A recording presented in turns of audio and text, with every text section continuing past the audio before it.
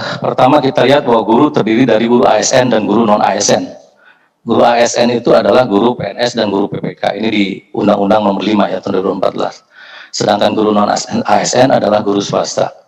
Nah, dengan kategori seperti ini sudah ada persoalan di sini. Karena yang namanya keberadaan guru honorer itu tidak memiliki posisi secara yuridis. Ya, karena guru swasta itu ya guru yayasan, jelas itunya pengangkatannya dan sebagainya. Nah, guru honorer itu tidak termasuk kemana-mana. Ya, kemudian di dalam Undang-Undang Guru dan Dosen juga di sana diungkapkan bahwa guru adalah jabatan profesional. Sementara dalam Undang-Undang ASN justru guru itu lebih dianggap sebagai jabatan administratif ya, dengan prosedur rekrutmen, promosi sistem pengangkatan dan sistem pengajian yang tidak berbeda dengan PNS lainnya. Nah, ini adalah contoh-contoh inkonsistensi di dalam peraturan yang ada. Kemudian juga Undang-Undang Peraturan Daerah juga ini juga mengatur perpindahan guru yang diserahkan sepenuhnya hanya kepada Pemda terkait. Nah, ini juga mengakibatkan persoalan ya, karena masalah sertifikasi profesi guru yang diatur oleh Undang-Undang Guru dan Dosen itu lebih merupakan lebih merupakan tempelan gitu ya, dan tidak sistemik gitu dalam tata kelola guru secara keseluruhan. Nah, ini contoh inkonsistensi peraturan-peraturan yang terkait dengan guru yang tentu perlu dirapikan oleh kita semua. Nah, kemudian lanjut, itu nomor pertama barangkali jawabannya sudah jelas, dan saya kira di sana juga saya agak gambarkan sejumlah persoalan yang terkait dengan masalah posisi tenaga pendidikan ini. Kemudian untuk yang kedua, mengenai peran guru honorer dalam sistem pendidikan di Indonesia. Nah, kebijakan moratorium pengangkatan guru PNS selama seberapa tahun ya, itu telah membuat kekurangan atau kekosongan guru ya, akibat yang meninggal, yang pensiun gitu dan macam-macam, dan ini tidak tergantikan oleh guru baru. Nah, keadaan ini kan ini memaksa para penyelenggara pendidikan di lapangan untuk mengangkat guru honorer. Ya.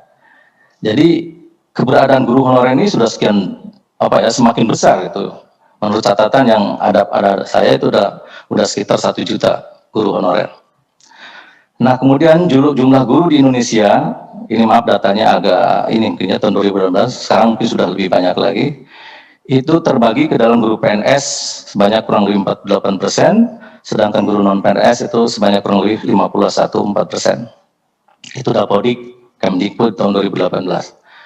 Nah, jumlah guru non PNS sebanyak 1,5 juta orang itu, termasuk 504.000 guru swasta ya di Tenggarai. Nah, ini artinya ada pertanyaan di sini tentang masalah mutunya begitu ya. Nah, kenapa demikian? Karena rekrutmennya ini gitu ya tidak dilakukan seperti yang sebelumnya dilakukan melalui prosedur yang resmi ya, seperti yang dilakukan oleh pemerintah. Nah, jadi guru honorer itu rekrutmennya yang bersoalan. Yang kedua juga sistem penggajiannya. Nah, sekarang bagaimana orang bisa berkinerja ya kalau hanya digaji 200.000, 300.000? Itu juga merupakan satu persoalan juga. Jadi sistem rekrutmennya sudah bermasalah, penggajiannya juga sangat tidak memadai. Nah, kemudian juga ini sejumlah sekolah menggunakan dana BOS untuk menggaji guru. Ini juga mengakibatkan dana BOS itu tergerus ya untuk menggaji guru honorer, sehingga keperluan untuk peningkatan mutu yang dari dana BOS itu menjadi terabaikan. Jadi bertambah lagi masalahnya, bukan hanya sekedar guru honorernya gitu ya. Nah, oleh karena itu kesimpulannya, nah ini kalau pandangan kami, guru honorer dalam sistem pendidikan nasional lebih berperan dalam menutupi kekurangan guru PNS ya, agar pembelajaran tetap berjalan. Jadi mungkin dalam situasi darurat ini ya. Namun, peran guru honorer untuk peningkatan mutu pendidikan tentu ini masih perlu pembuktian dengan kajian berbasis data yang valid dan relevan, gitu ya. Persoalan yang ketiga ya, berkenaan dengan masalah analisis kebijakan pemerintah yang pernah ada mengenai pengangkatan guru honorer dari waktu ke waktu. Nah, di sejumlah sekolah itu khususnya di daerah pedesaan atau di daerah terpencil masih sesangat kekurangan guru. Ini ada riset, walaupun itu risetnya hanya di tempat tertentu, memang mengindikasikan bahwa di sejumlah sekolah itu masih kekurangan guru dengan sangat signifikan. Maaf, ini saya mohon izin minum dulu sebentar. Saya kira gimana ya, ini belum ada sistem perpindahan atau pengaturan penempatan guru yang berbasis merit. Ini mungkin gampang diucapkan oleh saya, walaupun mungkin susah untuk dilaksanakan ya gitu ya. Jadi belum ada upaya keras ini untuk melakukan. Nah tadi ngobrol-ngobrol juga ya dengan Prof. Abbas juga, secara jumlah mungkin secara total cukup mungkin ya. Tapi di sisi lain, di sisi pemerataan, ini kelihatannya masih jadi persoalan di mana-mana ya. Kenapa? Ya karena mungkin salah satunya juga, nah saya tulis di sini, guru-guru PNS yang sudah ditempatkan di sekolah terpencil itu bisa dengan mudah pindah ke tempat lain gitu ya, dengan tidak basisnya itu tidak menggunakan sistem merit itu. Nah ini fakta di lapangan barangkali ya, walaupun mungkin ada, saya nggak tahu apakah ada aturan yang ketat, tapi faktanya memang demikian di kita itu ya. Sehingga yang namanya masalah pemerataan guru itu dari dulu sampai sekarang masih jadi persoalan. Kemudian peran guru honorer dalam peningkatan mutu pendidikan menjadi pertanyaan besar jadinya. Kenapa? Ya, tadi sudah saya singgung bahwa proses rekrutmennya, honornya, lalu juga mungkin yang namanya guru honorer itu proses pembinaannya juga dibanding dengan guru yang lainnya itu termasuk yang paling tidak jelas gitu. Sebab kalau ada peluang-peluang kesempatan pelatihan dan lain-lain, itu yang diutamakan kan biasanya guru yang sudah tetap dulu. Ya, sehingga guru honorer itu belum pernah mendapat atau sulit untuk mendapat sentuhan pembinaan yang intensif. Nah ini yang jadi persoalan besar.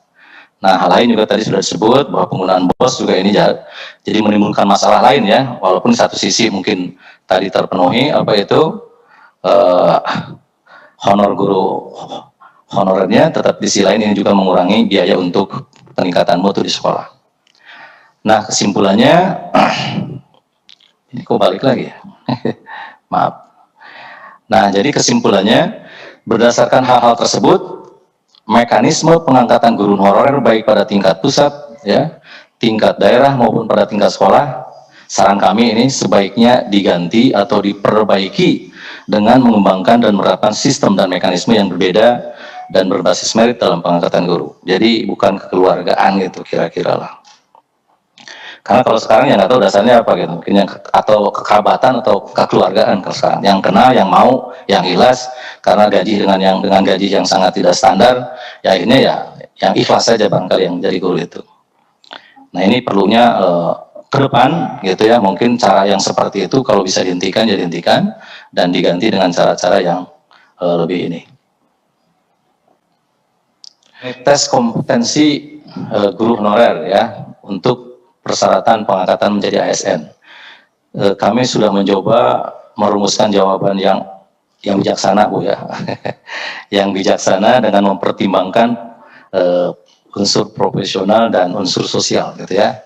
Jadi kalau kita hanya mempertimbangkan unsur profesional mungkin ya udah semuanya harus dites, lulus tidak lulus. Tapi kalau sosial ya udah semuanya diangkat tanpa tes gitu ya karena sosial. Tapi kelihatannya kami lebih merekomendasikan perpaduan antara keduanya, antara profesional dan sosial, walaupun mungkin ini belum ideal untuk mutu, gitu ya. Nah jadi ini permasalahannya dulu, hingga saat ini memang belum ada mekanisme pelatihan bagi guru-guru yang sudah bekerja, termasuk guru honorer yang dapat mendorong mereka untuk terus belajar, karena apalagi sekarang ya ini dalam era apa ini 4.0 ini anak itu bisa belajar di mana-mana sehingga kalau gurunya tidak belajar ini betul-betul bisa ketinggalan sama muridnya ya. Nah ini perlunya sistem pembinaan ini barangkali agar dapat bagaimana ya mengkondisikan, tapi kalau bahasa yang lebih kerasnya mungkin memaksa guru-guru ini untuk terus belajar gitu ya dalam upaya peningkatan kompetensi dan kinerja mereka gitu ya.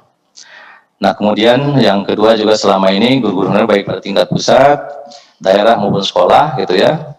Nah ini direkrut dengan apa ya? Mungkin tidak berdasar apa mutu dan kinerja, tapi lebih berdasar kepada keikhlasan, kemauan, kekerabatan, mungkin kenalan juga. Karena kalau yang tidak mau ya gimana juga gitu ya. Nah mereka diangkat hanya terjadi karena kekosongan guru ya, sebagai akibat dari kekurangan guru. Nah kemudian pindah sekolah di kota juga dengan cara-cara yang tidak merit, ini terus-terusan juga mungkin masih bisa terjadi gitu ya. Nah oleh karena itu terhadap persoalan ini lanjut kami merekomendasikan seperti ini. Silakan nanti dipertimbangkan barangkali oleh Bapak Ibu Dewan. Untuk pengangkatan guru honorer di bawah 10 tahun ini kami merekomendasikan perlu seleksi ya berdasarkan standar kompetensi dan kinerja. Ya, pertama langkah-langkahnya yang menentukan jumlah kebutuhan guru ya. Kemudian yang kedua menggunakan tes kompetensi guru sebagaimana yang dipersyaratkan oleh pemerintah ya untuk bisa memilih guru-guru honorer yang kompeten.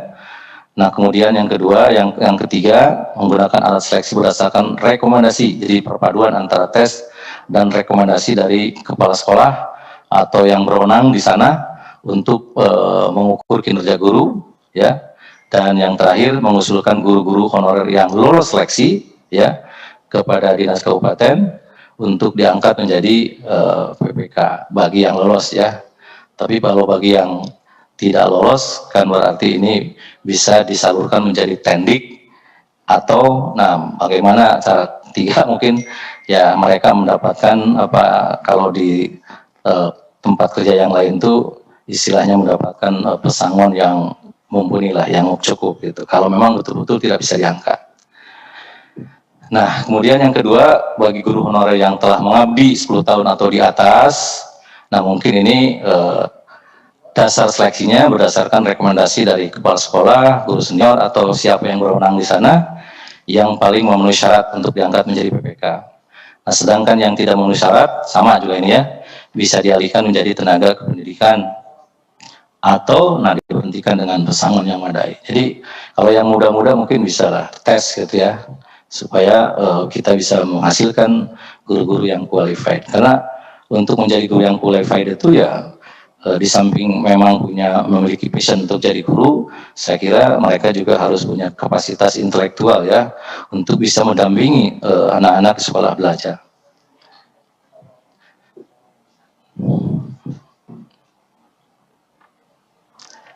Nah ini juga ada beberapa yang kami sarankan berkenaan dengan sistem seleksi dan pengangkatan guru baru supaya nanti guru honorer tidak muncul lagi, gitu ya. Yang pertama, pada tahap awal pengangkatan guru baru semuanya berstatus sebagai guru calon PPK barangkali ya ini ya, dengan ketentuan yang jelas mengenai gaji dan periode waktu pengabdiannya. Jadi pada tahap awal calon guru itu ya diangkat sebagai guru dengan istilahnya calon PPK.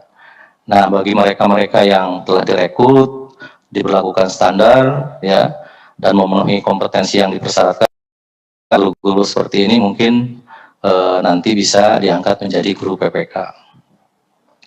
Nah kemudian kalau mau berubah dari PPK ke PNS mungkin ini perlu ada tes khusus gitu ya, tes khusus gitu ya yang betul-betul nanti bisa memenuhi kualifikasi dan persyaratan yang dipersyaratkan oleh pemerintah.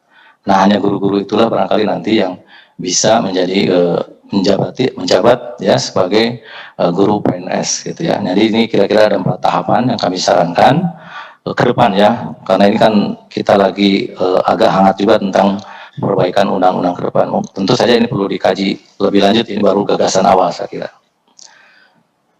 Corong Edukasi, pusat informasi pendidikan terupdate.